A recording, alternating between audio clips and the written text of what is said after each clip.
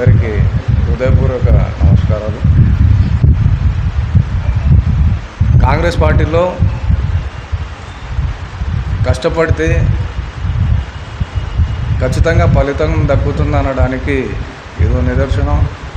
నేను చేసిన పనులను చూసి మాకు ఈ వైస్ ప్రెసిడెంట్గా ఎన్నుకోవడం జరిగింది. మైనార్టీ ఏపీ స్టేట్ వైస్ ప్రెసిడెంట్గా. దీనికి సహకరించిన మా ప్రెసిడెంట్ దాదా గాంధీ గారికి, సుధాకర్ బాబన్న గారికి, బాబురావు అన్న గారికి మరియు పెద్దలకు అందరికీ నా హృదయపూర్వక నమస్కారాలు.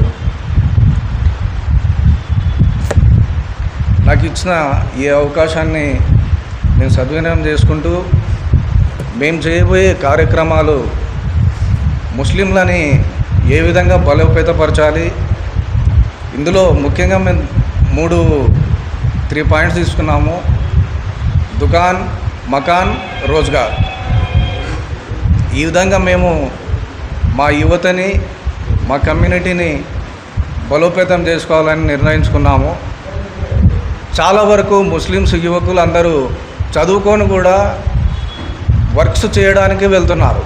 మేము వీళ్ళని గైడ్ చేసి, మోటివేషన్ చేసి, ఎడ్యుకేటర్లుగా మార్చి, ఉద్యోగస్తులుగా మార్చి వాళ్ళని తీర్చిదిద్దాలని ఇట్లాంటి ఎన్నో కార్యక్రమాలు చేయాలనుకున్నాము. ఇంకపోతే సెంట్రల్ గవర్నమెంట్ ముస్లిమ్స్ కమ్యూనిటీ మీద, మైనారిటీ మీద చేస్తున్న ఎన్నో వ్యతిరేక చట్టాలు కానివ్వండి, లేదా అమెండ్మెంట్స్ కానివ్వండి, ఇప్పుడు రాబోతున్న రీసెంట్గా వక్ఫ్ బోర్డ్ అమెండ్మెంట్ యాక్ట్ చేశారు. ఎవరి స్వలాభం కోసం చేశారు? అదాని, అంబానీనే కనిపిస్తుంది అందులో కూడా.